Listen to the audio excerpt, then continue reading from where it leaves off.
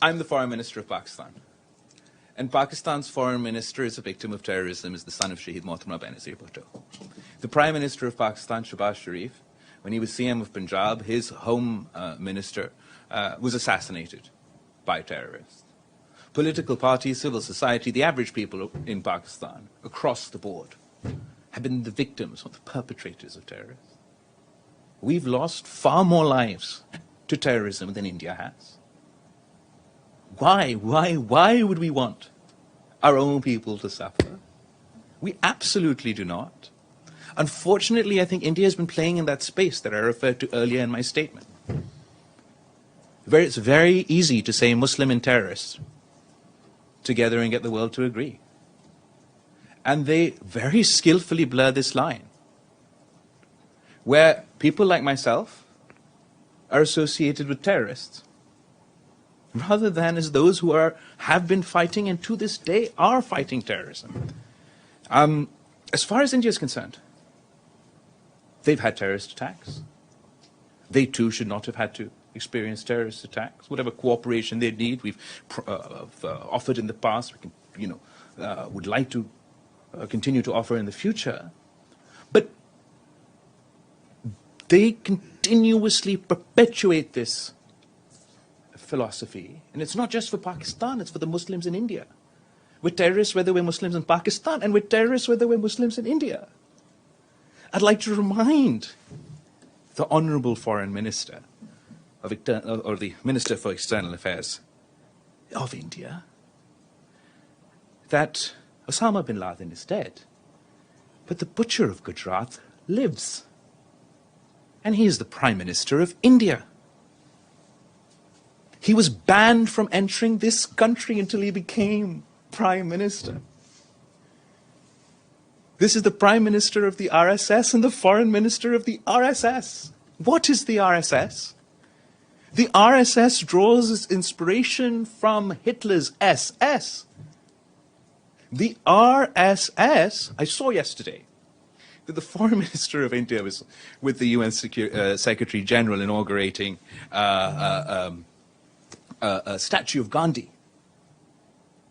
But if the Foreign Minister of India was being honest, then he knows as well as I that the RSS does not believe in Gandhi, in the ideology of Gandhi, in the manifesto of Gandhi. They do not see this individual as the founder of India. They hero worship the terrorist that assassinated Gandhi.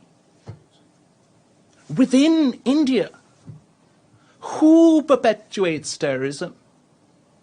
Is it Pakistan? Ask the people of Gujarat. They will say it's their Prime Minister. Ask the people of Kashmir. They will say the Butcher of Gujarat is now the Butcher of Kashmir.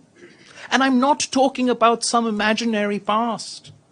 I'm talking about today. They're not even attempting to wash the blood of people of Gujarat off their hands. For their own election campaigns, they have pardoned. Prime Minister Modi and his government have used their authority to pardon the men who perpetrated rape against Muslims in Gujarat, who conducted the gang rape of women in Gujarat. Those rapists, those terrorists were freed, were pardoned. For the Prime Minister of India, this is the truth of the matter. So in order for them to perpetuate their politics of hate, their Hindu supremacist transition from a secular India to the Hindu supremacist India, this narrative is very important for them. It's very important for them domestically, and it's very important for them internationally. They demonize the people of Pakistan. They expect the world to believe that we are all terrorists. I know we are not.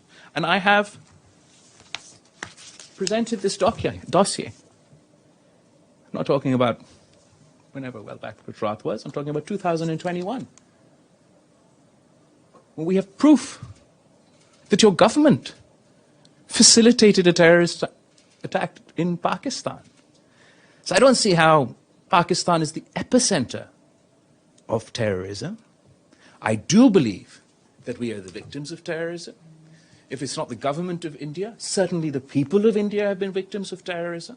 The people of Afghanistan have been victims of terrorism. The people of the United States, the people of Europe have been the victims of terrorism.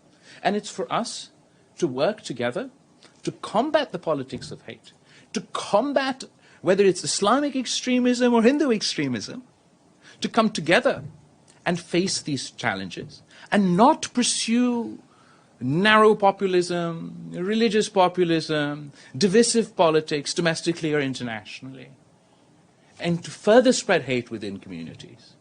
Otherwise, it's not just this generation, all the generations to come will continue in this cycle. When it comes to the issue of Kashmir, unfortunately, the world is content that UN Security Council resolutions go unimplemented, that what India has done in August 2019, unilaterally usurping the United Nations recognized internationally disputed territory of Jammu and Kashmir, is absolutely condemnable. It is outrageous. I think it was particularly bizarre that I was at the UN Security Council yesterday. The Presidium is with India, the same India who's advocating for reform to multilateralism, but will not allow the UN Security Council resolutions on Kashmir to be implemented. They'll advocate for reform to multilateralism at the United Nations one day.